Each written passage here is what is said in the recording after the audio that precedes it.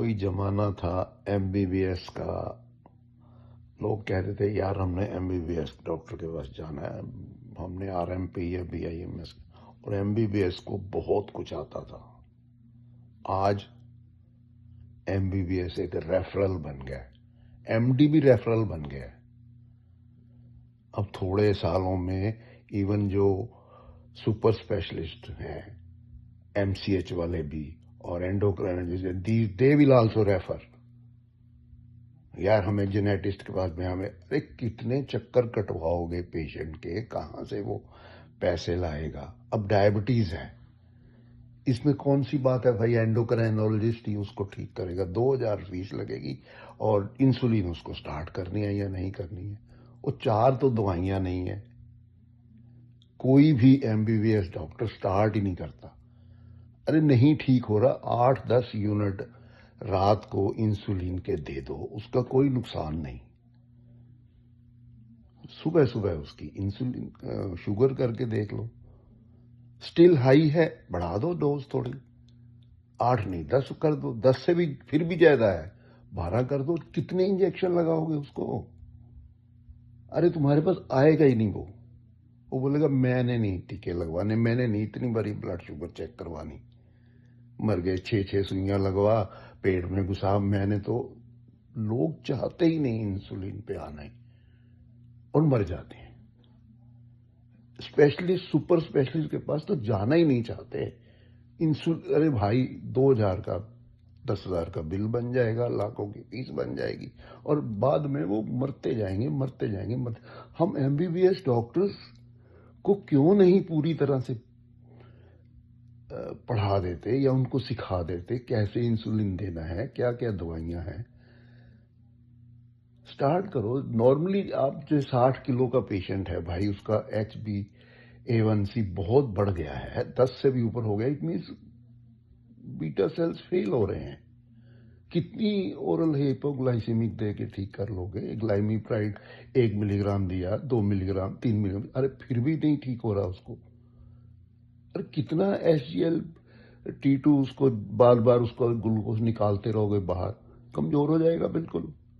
वो कितना उसको ये ग्लिप्टिन और ये देते रहोगे, वो क्या हो जाएगा उससे? कितना वो निचोड़ोगे इंसुलिन पैनक्रियाज को? अब बड़े बड़े डॉक्टर आ गए हैं भाई, पैनक्रियाज ही लगा देंगे हम बाहर। अरे कौन उसको पैनक्रियाज को कल्चर करेगा, कौन लगाएगा, कितना टाइम लगेगा? आपको इंसुलिन क्या है, रेगुलर इंसुलिन ही है। अगर हम पैनक्रियाज को निचोड़ें तो एक रेगुलर इंसुलिन आती है और नॉर्मली वो 1-2 यूनिट पर आवर आती रहती है दिन में।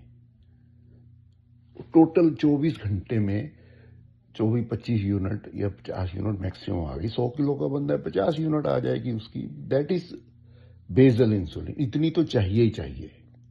और उसके बाद जब भी खाना खाओगे आपको एकदम इंसुलिन और चाहिए होगी, 5 यूनिट, 7 यूनिट, 8 यूनिट, जिसको हम लिस्परो कह देते हैं। That is the normal thing. लिस्परो क्यों? क्योंकि उसका एक्शन 5 मिनट में शुरू है। अरे रेगुलर वाली दोगे, इंट्रावीनस दो, तब तो है। कहां से इंसिडेंट आप इसको ड्रिप लगाओगे और काम करेगी वो?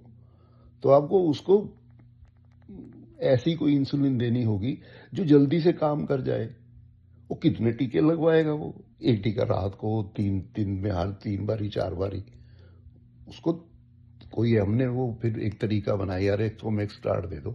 मिक्स स्टार्ट में क्या है, हमने ऐड कर दिया रेगुलर के साथ एनपीएच। एनपीएच कोई भी नाम है, एनपीएच मींस उसका एक्शन 12 से 18 घंटे रह रहा है, फिर देखा सुबह फिर ज्यादा है, अरे फिर ज्यादा है, अब फिर उसको टीका लगाओ। अब वो आ गया है सीजीएम, वो कितना महंगा है। हर बारी लगाओगे 10 दिन चलता नहीं, 15 दिन, 10-15 हजार का खर्च बैठ जाता है और मारोगे पेशेंट को। कितने पैसे, वो कहाँ जाएगा? गरीब पेशेंट है इंडिया में, वो उनको ही है। और India is the capital of diabetes mellitus. आपकी ओपीडी में बेड अगर 1/3 पेशेंट तो शुगर के होंगे और गरीब घरों से हैं, और उनके कोई ना कोई दे आर गोइंग टू एनकेफलोपैथी या उसको वो हो रहा है। तो मैंने थोड़ा सा लिख दिया है, वो भी आप पढ़ सकते हैं।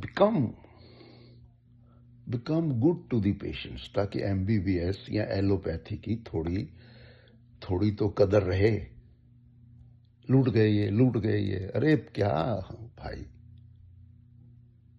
कितने बिल, कितने वो, क्या अब डॉक्टरी छोड़ दो यार, कोई और काम कर लो, पैसा ही कमाना है तो। Thank you.